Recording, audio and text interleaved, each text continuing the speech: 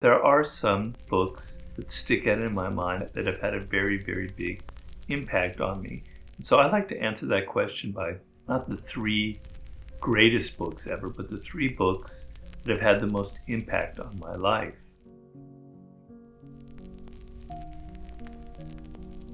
I read like thousands over the years, thousands of books for research. And so it's kind of like people will often ask you who's your favorite child if you have a lot of children. And you'll inevitably say it's like the last one, etc. So it'll be like the last books I read are my favorites.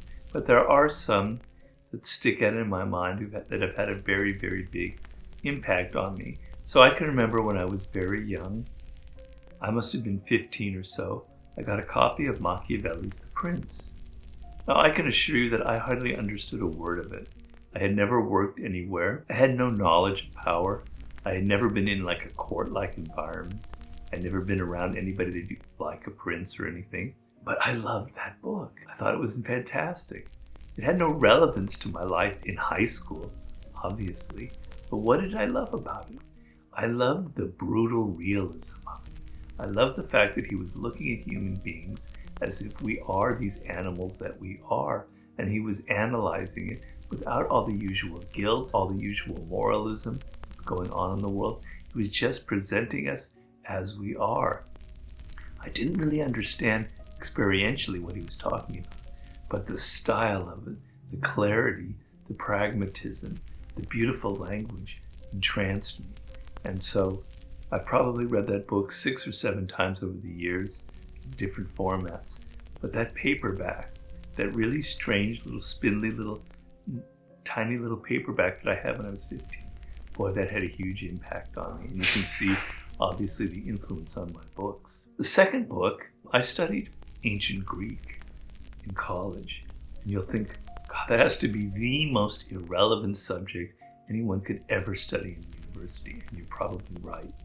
But it taught me some great things. It's the ultimate mental discipline. And I remember when I was in my second year, I believe, we were given Thucydides, we call it Thucydides, History of the Peloponnesian War. It took me 3 days to read one paragraph in ancient Greek. The language was so difficult, so weird.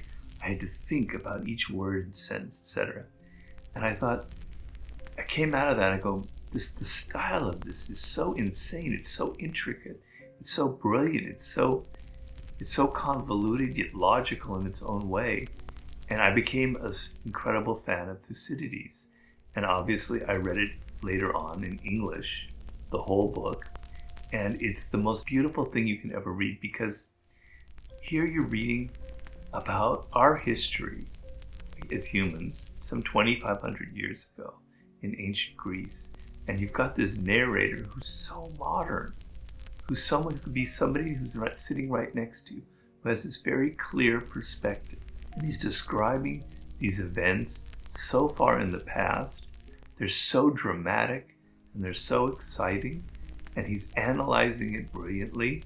I wish we had a handful of writers to this day who could be like that, who could have that clarity, who could have that kind of logic, who could have that kind of analytical ability.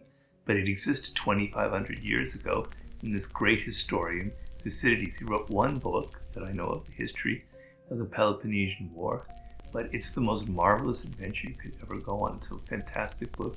It had a huge influence on me, almost as powerful as the Machiavelli. The third book is a very weird one. It's not something that most people know about or that I've ever really discussed, but it had a very large impact on me. And it's a series of books written in the 60s by a writer named Carlos Castaneda. He was talking about the teachings of Don Juan, which is the title of one of his books. And he had a book called The Journey to Ixtlan. And if you ever pick up a copy of The Journey to Ixtlan, I think it's in the early 70s that it came out, 1970, 71, you will understand where Robert Greene got a lot of the 48 Laws of Power and the 33 Strategies of War. These are amazing books. Sometimes I wonder if they date so well because they come from the drug period. And basically what it's about is the author is an anthropology student at UCLA named Carlos Castaneda, and he goes to study indigenous Indian practices. And he comes upon this Yaqui Indian named Don Juan, who kind of initiates him in all of the ways of his indigenous culture. And it includes eventually ingesting peyote and learning to become a crow and all of these weird things that you think, wow, that's too weird. But a lot of it is this stuff that's all about power. It's all about controlling yourself. It's all about confronting your mortality. It's all about becoming this great warrior in life. And, if I read it now, I still love it. It's not the same as when I read it when I was 16 and I was getting excited about all that stuff, but it's still very impactful. It's still a wonderful book. And I'm actually using it a little bit in The Law of the Sublime. So those are the 3 books that I think have had the largest impact on me. Of course, I'm leaving out Friedrich Nietzsche, who had probably the greatest impact on me of all. But there's not one book I can single out. There's like 8 books. And then, of course, there's my favorite novelist, Dostoevsky, who had a huge impact on me.